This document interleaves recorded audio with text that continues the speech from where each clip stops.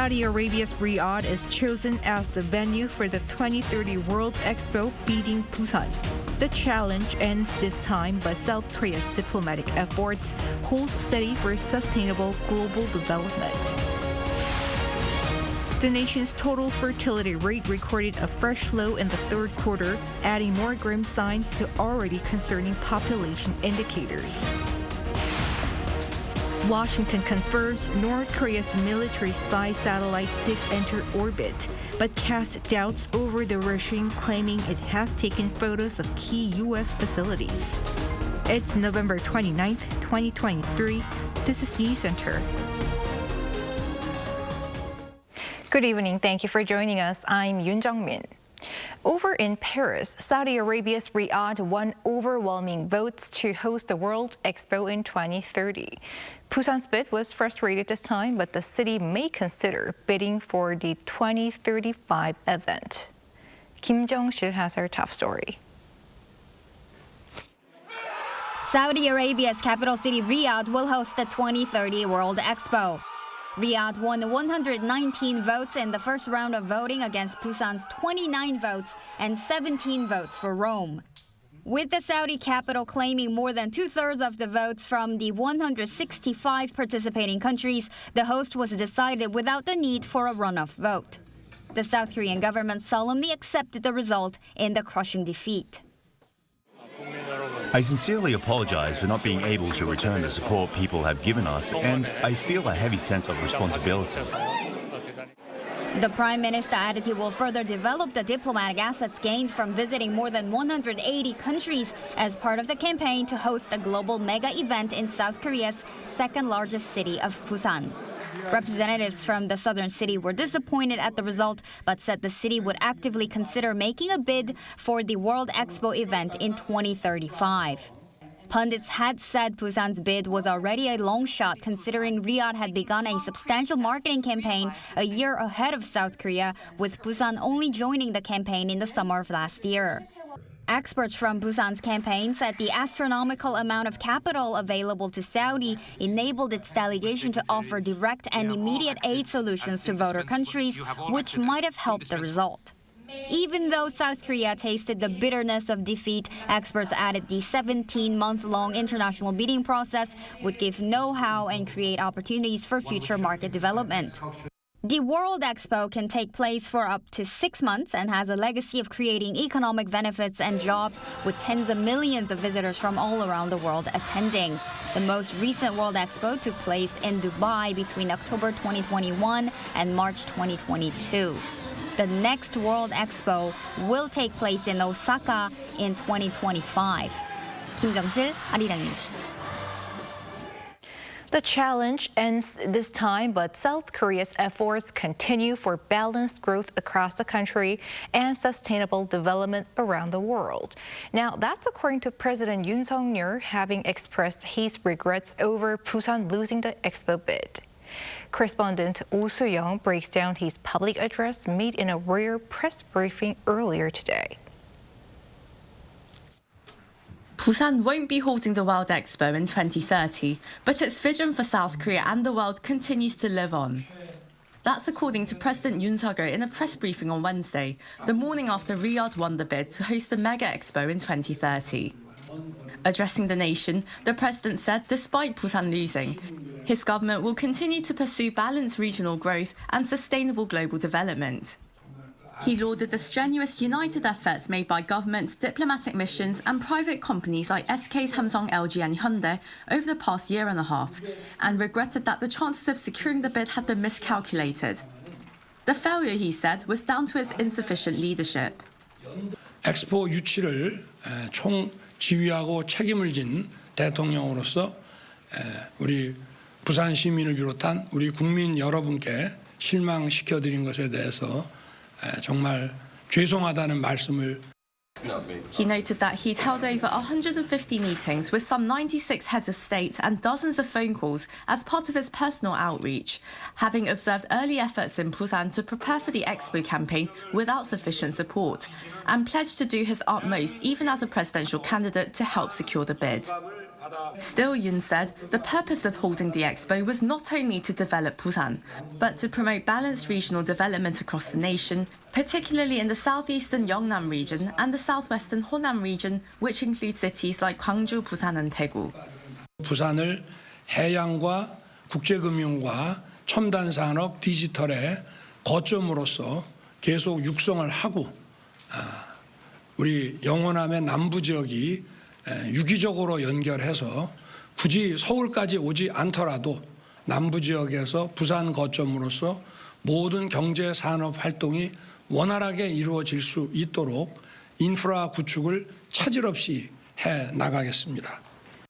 He added that South Korea will also maintain Busan's vision of promoting sharing and solidarity, with no change to its foreign policy stance of contributing to global development, having received the support of the international community after the 1950-53 Korean War.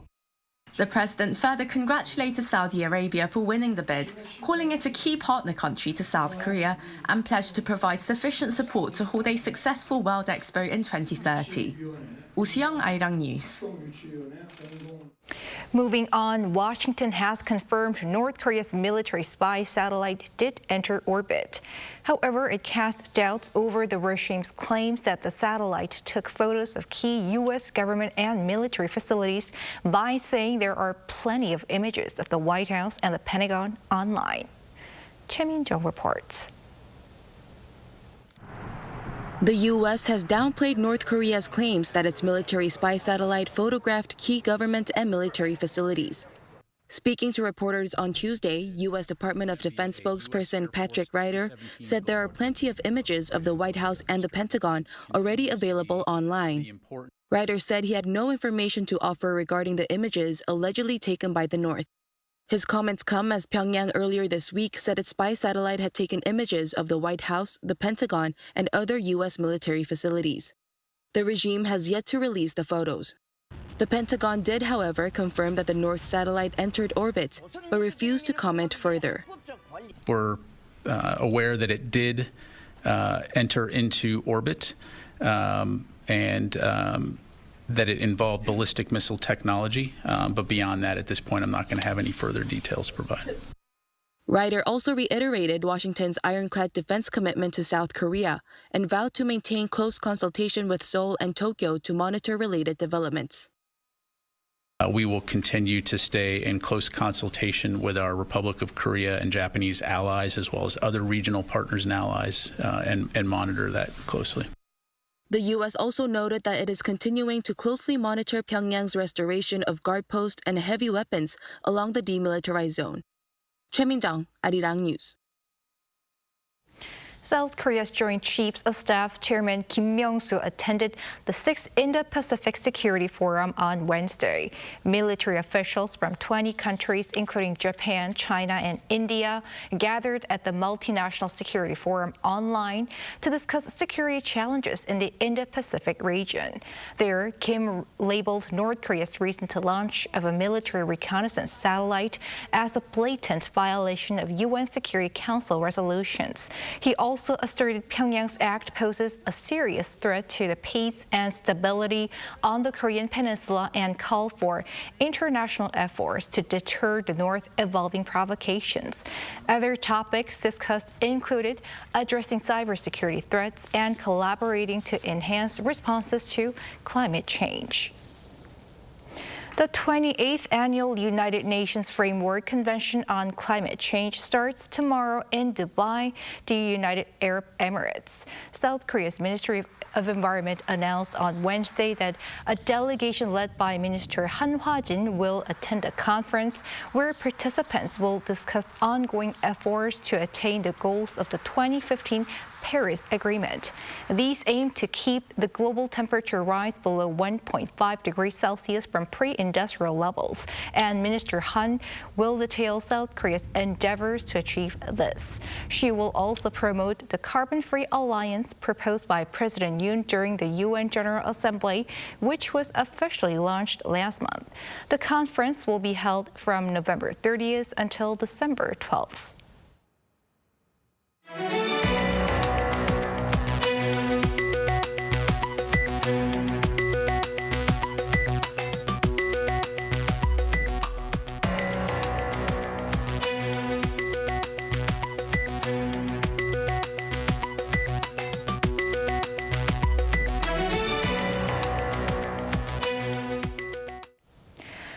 concerning figures when it comes to South Korea's population crisis. The total fertility rate dropped to its lowest figure for any July to September period, and the number of newborn babies also saw the biggest drop for any September. Park Go-nu explains. South Korea's population is seeing a further decline. According to data released by Statistics Korea on Wednesday, the total fertility rate in the third quarter fell 0.1 to 0.7 children per woman, the lowest for any third quarter. Data also showed that there were nearly 10,000 more deaths than births in September. There were around 18,000 births that month, a drop of 14.6% compared to the same month the year before. The figure is the biggest percentage drop recorded both this year and for any September since data was first compiled in 1981. It was also the sharpest on-year decrease in about 3 years. As for the third quarter as a whole, the number of births hovered above the 56,000 line, a drop of around 12% on year, the lowest ever figure for any quarter three. An official from Statistics Korea said a continued downward trend in the number of marriages has been a major factor behind falling birth figures. The number of marriages in September this year dropped 12% on year, once again recording a new low for any September since 1981. Divorces were also down about 8% compared to 2022. There were about 28,000 deaths in September, a slight decrease compared to the month and year before.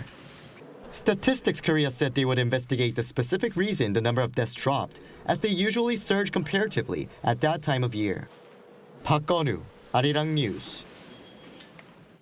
South Korea saw a surge in foreign visitors last month, reaching the highest number so far this year. According to the Korea Tourism Organization on Wednesday, over 1.2 million people visited South Korea in October, marking a year-on-year increase of nearly 160%. This is the fourth straight month that the country has surpassed 1 million visitors. The cumulative number from January to October has exceeded 8.8 million. As such, the government expects that it will easily achieve its target of 10 million tourists this year. By region, the highest number of visitors in the first 10 months of the year came from Japan at 1.8 million, followed by China and the U.S. The Export Value Index for October saw a year-on-year increase of 2.4%, turning positive for the first time in 13 months. The Bank of Korea says this is largely attributed to an increase in overseas sales of high-value-added vehicles and a rise in oil refinery operation rates. Exports of petroleum products also increased by 17.4%. With import prices falling below export prices, trade conditions have also improved for the fifth consecutive month.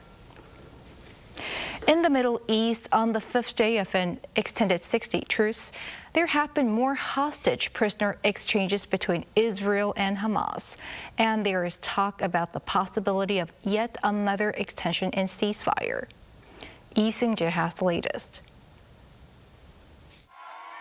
On the first day of the 2-day extended ceasefire on Tuesday, Hamas released 12 more hostages, including 10 Israelis and 2 Thai nationals.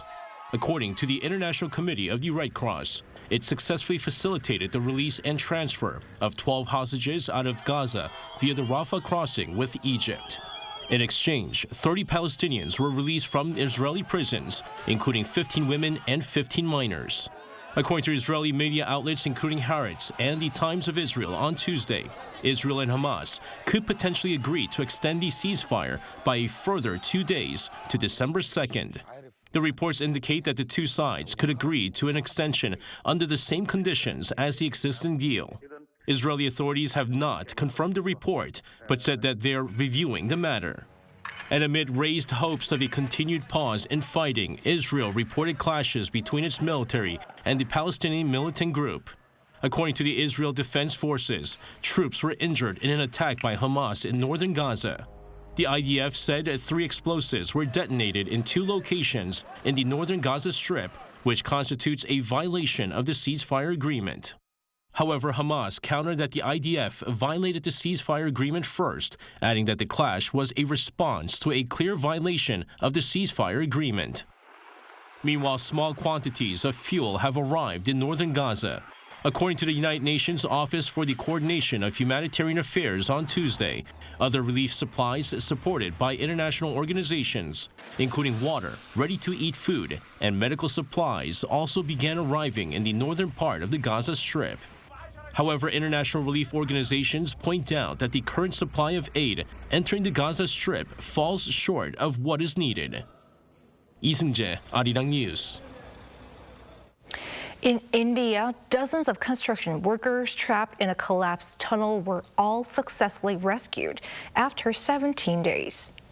Our Choi Soo-hyung explains how.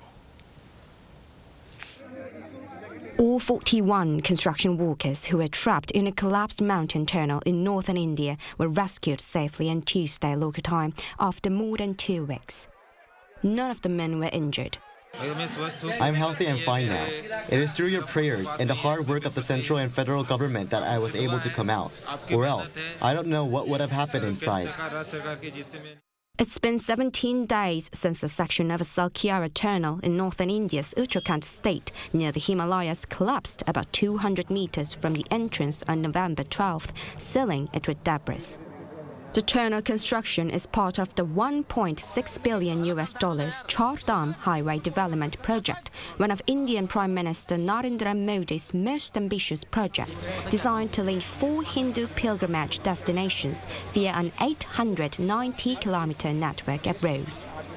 After the accident, a rescue team drilled a 15-centimeter wide hole through the rubble to insert a pipe to supply the workers with oxygen, medicine, food and water.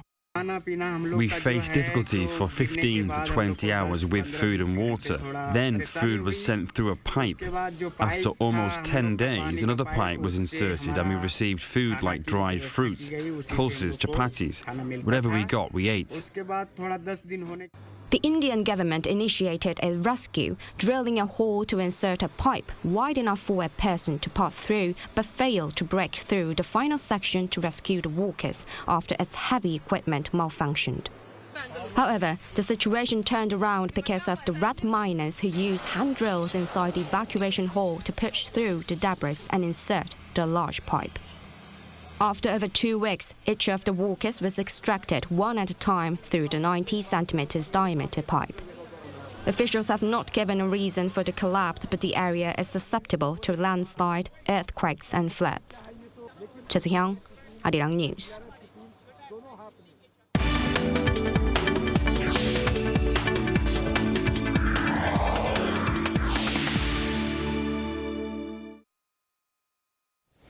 The global popularity of Korea's music, movies, and drama has had a substantial impact on its image in the international arena, and there is belief that the country's efforts to play a greater role in tackling universal concerns will serve to further strengthen its cultural influence. Now, this is according to Korea's ambassador for cultural cooperation. Her Pei-eun-ji caught up with her. What began with major hits by Korean artists including Psy's 2012 song Gangnam Style and BTS becoming the biggest boy band in the world, the Korean wave, or Hallyu, has undoubtedly taken the world by storm.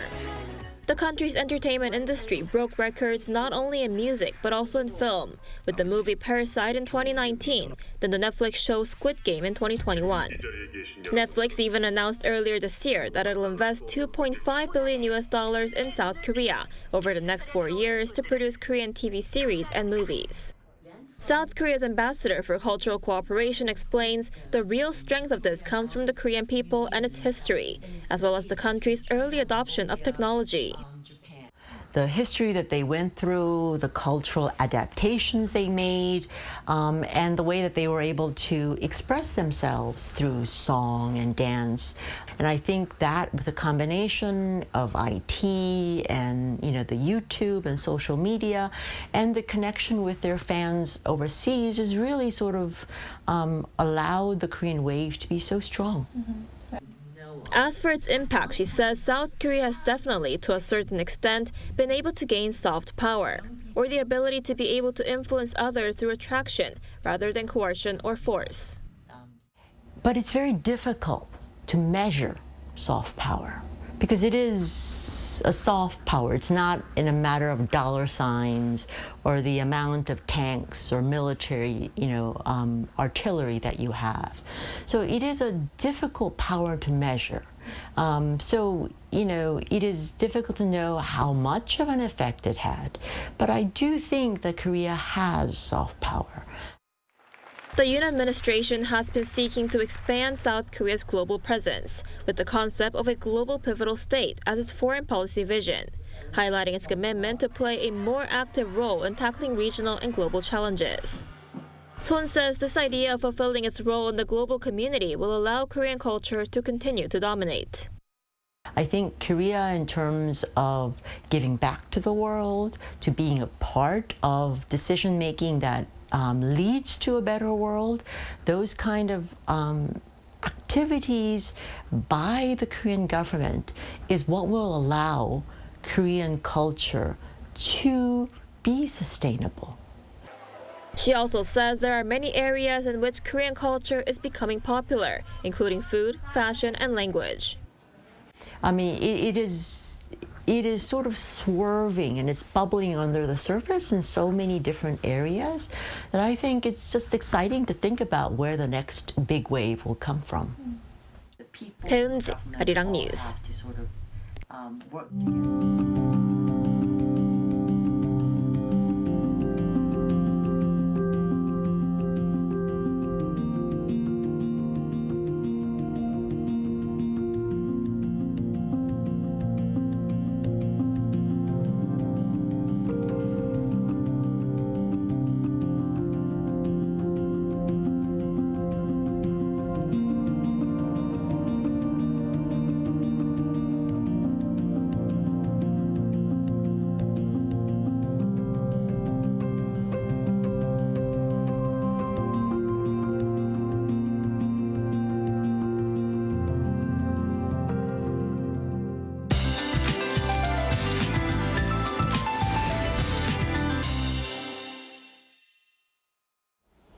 A strong Arctic cold arriving earlier than usual means mid-winter-like temperatures are here early.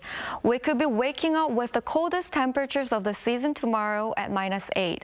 The wind chill will peak to this time, plunging to -13 degrees Celsius. Temperatures are predicted to tumble overnight. The cold wave warning has been further expanded to Gyeonggi-do, Gangwon-do, and Gyeongsang-do provinces. As the cold gets more severe, snow is expected to be concentrated around the west coast tomorrow. Up to 5 centimeters is in the forecast for the mountainous regions of the Jeollado provinces and Jeju Island, and 1 to 3 centimeters in the Chungcheongdo provinces. The snowfall will continue on the west coast until the day after tomorrow. Extra caution is necessary with icy roads. Most regions will see morning temperatures in the minus range. Seoul will start off at -8, Daejeon -6 degrees. As for the daily highs, Seoul will get up to 0 degrees, Daejeon and Gwangju 3 degrees. Frigid spells will continue to prevail for the remainder of the week, then gradually ease from daytime this Sunday. That's all for Korea. Here are the weather conditions around the world.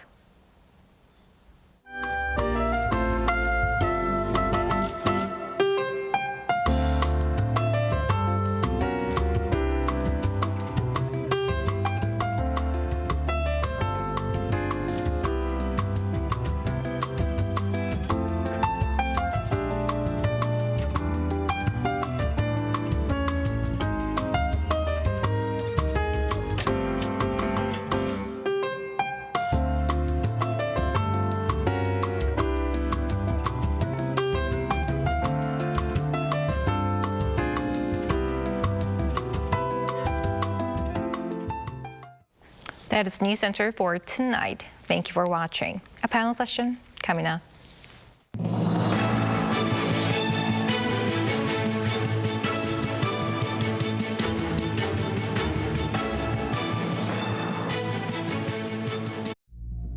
해외에서 경기가 있을 때마다 스스로 다짐하는 말이 있어요. 나는 대한민국을 대표하는 선수이기 전에 대한민국 국민이다. 해외에서 자부심을 갖는 가장 좋은 방법은 재외선거를 놓치지 않는 거죠. 인터넷으로 쉽고 간편하게 신고 신청할 수 있는 제22대 국회의원 재외선거. 소중한 한 표를 위해 신고 신청하는 당신이 대한민국의 자부심입니다. 중앙선거관리위원회.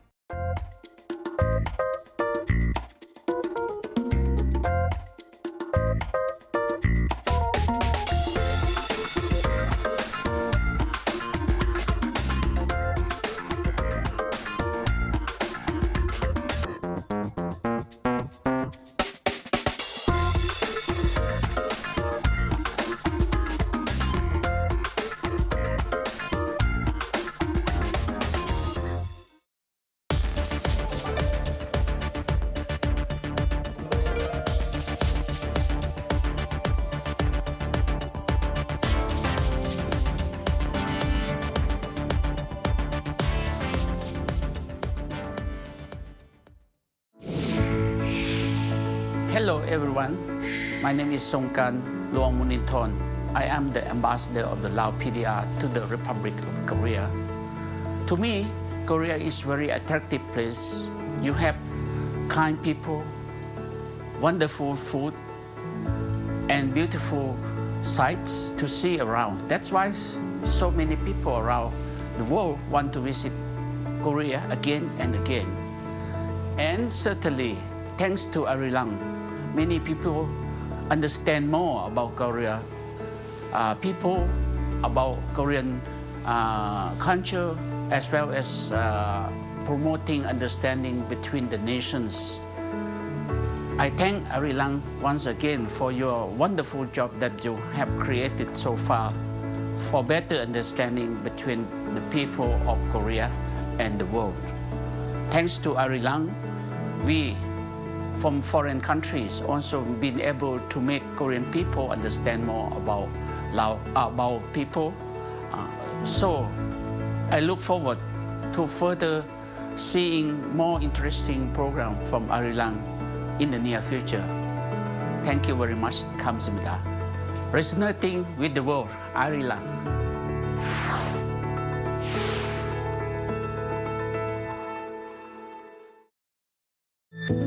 Em tên là Vũ Quốc Linh. Dạ, em cũng biết em khác với mọi người. Chị cảm thấy thương bé nhiều, tại vì bé thường bé là lấy viên rất khó.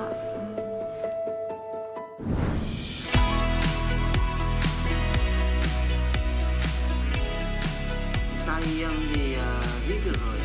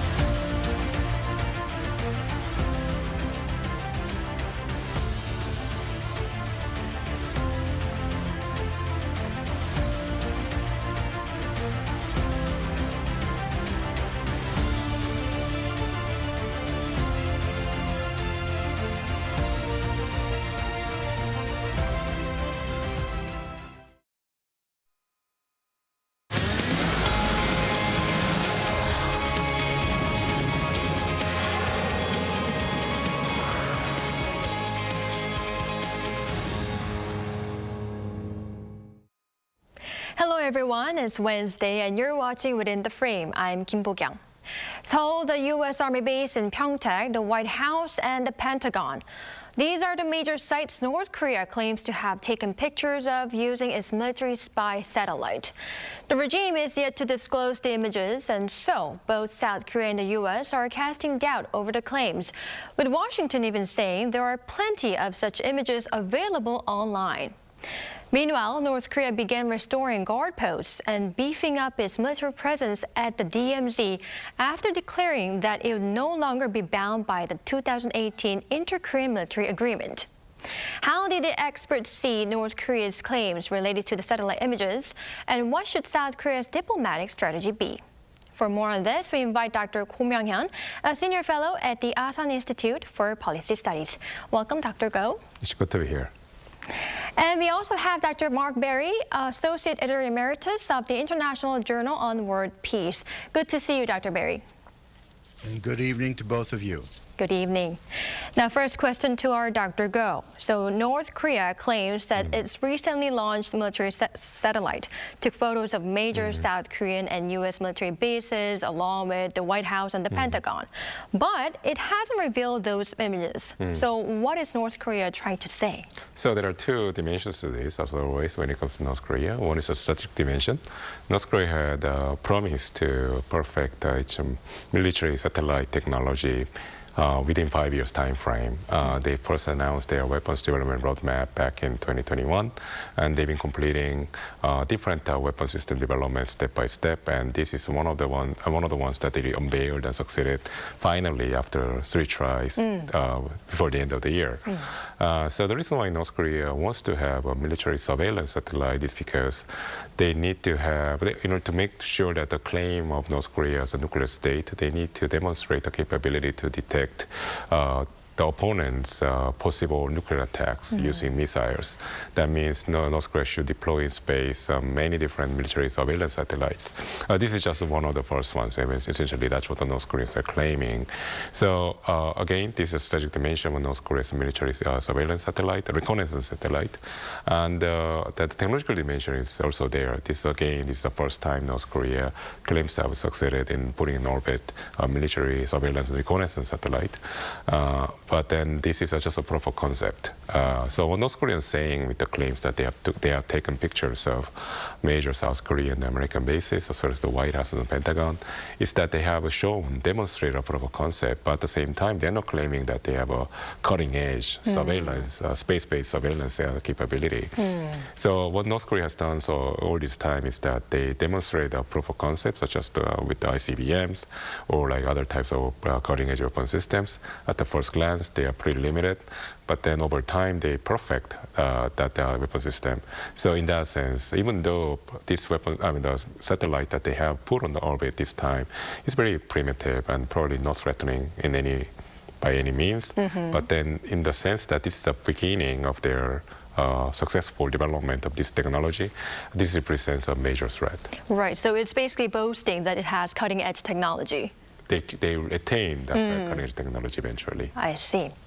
Now, Dr. Berry, we know that North Korea had long been working on a spy satellite launch, but some say Pyongyang hurried, as South Korea was originally scheduled to launch its own domestically developed satellite on November 30th in California, though it was postponed. Now, what is your view on this? Well, absolutely. They wanted the bragging rights. But again, the domestic audience is the primary audience for this. It's very important for North Korea to be able to tell its elite that it's achieving its goals, it's making steady progress, and to be able to beat South Korea by a few days, even though the quality of the satellites is completely different, is extremely important to North Korea. So I think the real reason they've done it is not to send a message to the outside world, but it's a way of continued regime cohesion, and to show that the things that North Korea is investing in now, which is the satellites and the nuclear capabilities, the overall missile capabilities, are worth sticking with the regime. And this is really what I think Kim Jong-un is telling his elite, which is, I deliver, stay with me. Right, I see your point. Now, Dr. Go, back to the images. The quality of images has yet to be confirmed, like I said before, and it will take some time for us to know its capability. But though you have already mentioned that it could be quite primitive, if it does have the capability to match the Pyongyang's claims, is that a major threat to Seoul and Washington? Well, not per se, I would say. So the report so far indicates that North Korea's spy satellite contains off-the-shelf civilian components, meaning that these are probably not the military-grade, cutting-edge spy satellite that they have put on the orbit. But then, putting the capability to put on satellite on any object into a stable orbit implies that they have other types of capabilities. So the fact of the matter is that the North Korean spy satellite is probably primitive, has low-resolution imagery capabilities. In that sense, the Washington's claim is right that the North Korea didn't have to spend so much money in developing this technology. They could have just bought photos from private sources or like commercial databases.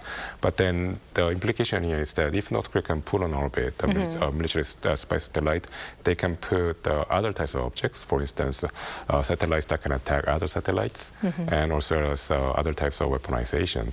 And then he also demonstrates a sophisticated control of the space vehicle. So these are all technologies and capabilities that could be put in use to other uses. So in that sense, I think we should, if we look beyond the spy satellite itself, it shows that North Korea has attained quite a high level of technological development when it comes to space. Right. And what makes matters worse is that, Dr. Barry, if Pyongyang goes on with additional launches, perhaps with Russia's help, like our Dr. Go said, there is the possibility of much more advanced satellites being launched, right? How should South Korea deal with this? My main advice is don't overreact. I think that what they are demonstrating is they have the capability, but for them it's step by step, and it's been baby steps. Of course, just as their nuclear program has advanced, but not advanced as far as we might have feared, and certainly their missile capability has advanced, but maybe not quite to the point that we would be really concerned and afraid. It's serious, but we should not overreact. The most important thing is that these outward developments are symptoms of an internal situation, and oftentimes astute politics and diplomacy can deal with these aspects of the military advancement with North Korea. So my feeling is this calls for caution. This calls for a great deal of astuteness in the situation to be able to keep our tempers down and our responses measured. Right. So the bottom line would be that we should not overreact to Pyongyang's such provocations. Right. Now, Dr. Go, in response to North Korea's such satellite launch, South Korea suspended partially the 2018 tension reduction deal.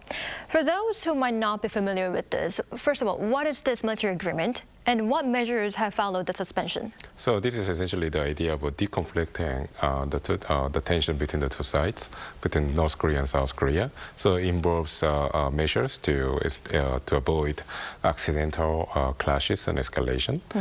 For instance, North Korea and South Korea agreed to dismantle some of the guard posts that are located in the DMZ, so that it makes sure that there's more separation between the two sides. That in that way, they will avoid prevent the possibility of accidental exchange of fires. There's that, and there's also the agreement not to conduct military drills within certain distance of the military demarcation line. Again, this is the idea that the military drill could be confused with an actual attack. So these are all measures to lower the chance of accidental clashes between the two sides. There are also confidence-building measures, meaning that essentially trying to foster trust on each other's side. And this, for instance, North Korea and South Korea agreed to always keep it open channels of communication. So this is another attempt to make sure that there are no accidental clashes. And also, to demonstrate, trust in these measures, North Korea and South Korea agreed to implement no-fly zones around the military demarcation line. And this actually has become a thorny issue, especially for South Korea, because it maintains a technological superiority over North Korea when it comes to intelligence gathering, surveillance, and reconnaissance. So because this no-fly zone prevented South Korean military from conducting monitoring patrols, it essentially reduced the time frame for South Korea to respond to the kind of provocation that North Korea had launched back in 2010, which led to casualties on the South Korean side, both civilian and military. So these are the measures that form part of the comprehensive military agreement between the North Korea and South Korea. But then North Korea had been consistently and systematically violating this agreement. For instance, North Korea blew up the Joint Liaison's office based in Kaesong Industrial Complex back in 2020. That was a major flagrant violation of the CMA. And there's also, North Korea also conducted military drills. For instance, North Korea launched ballistic missiles, not ballistic missiles, but a large caliber artillery, which are essentially rockets that are landed within this so-called no-fly separation zone between the two Koreas. So it's been going on ever since North Korea signed this agreement in a way. But it was for political reasons that South Korea held back from canceling this agreement. But now South Korea has tried to use this agreement or partial cancellation of this agreement also leverage on North Korea not to increase their level of provocations, but North Korea again showed that they didn't really care. So I think this is the reason why South Korea wants to send a strong signal by resuming the monitoring patrols over the demarcation line. And what North Koreans did in response was to rebuild those guard posts that they had disbanded back in 2018. So again, this increased the tension around the DMZ, but at the same time, it actually strengthens South Korea's ability to watch and monitor North Korea's movement. All right.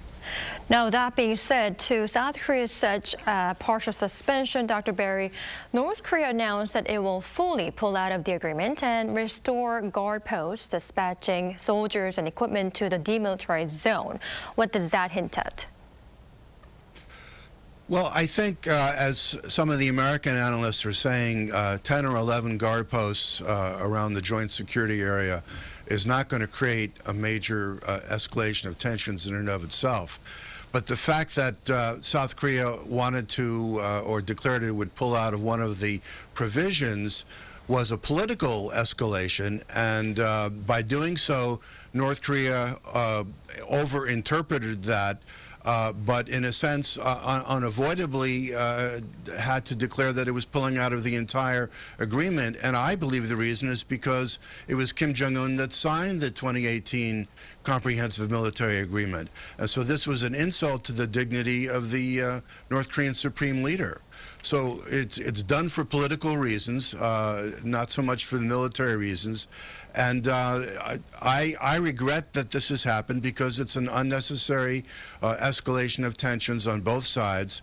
I understand that Secretary of Defense Austin and new Joint Chiefs Chairman Brown were in Seoul recently. I'm sure the matter came up. I'm sure they expressed their views, but they presumably assumed that this was a bilateral issue between the two Koreas, and this is what happened. But it's not for anyone's betterment. It's going to keep the tensions at a higher level than they should have been. And in many ways, it's, as that movie series was called, it's Back to the Future. We're moving backward. Right, I see your point, Dr. Barry. Now, Dr. Go, and regarding all of this, North Korea claimed that South Korea was the one that breached this military agreement, citing joint military drills. This is North Korea's usual tactics of blaming South Korea for the tension on the peninsula, right? Yeah, that's exactly the point here. I think North Korea has been always justifying their provocations, even the unprovoked ones, by referring to previous South Korean actions. The joint military drills they're probably referring to are the joint military, the military drills they're referring to are probably the joint military drills that South Korea and the United States conducted together. But then the agreement doesn't prevent either side from conducting joint military drills away from the DMZ. So in that sense, I think North Koreans are, again, making this claim in order to shift the blame onto South Korea rather than themselves. But then this is an old history. I don't think North Korea has the credibility left anymore to claim that or like convince anybody that's indeed the case. All right. Now, meanwhile, Dr. Berry, the IAEA confirmed that the Yongbyon nuclear site is running again, saying there were indications of ongoing operation. Now, what does the Yongbyon site hold? And since Pyongyang is enjoying closer ties with Russia than ever before, would it give the regime more confidence to conduct a seventh nuclear test? Well, to my recollection, it's been operating more often than not. It was down for about 3 or 4 weeks. And as soon as we see certain steam and smoke and so forth, we can assume that they're back to uranium reprocessing and enrichment, which is their chief facility to do so. But it's a facility that had been visited by both U.S. officials and private sector experts like Siegfried Hecker, formerly of Stanford, up through about 2010. But American officials have not really had a chance to take a look at all of the changes in the first person, actually on site. But my basic view is that it's like keeping the kettle on the stove on simmer. They want to make sure that everything is ready to turn up the temperature when and if necessary. But we have to presume that they continue to reprocess. And as far as any lead up to a potential seventh nuclear test, I think there'll be plenty of advance warning, many indications if that were to come to that. But at the same time, it's been very clear to me over the last year and a half that President Xi does not want to see a seventh nuclear test.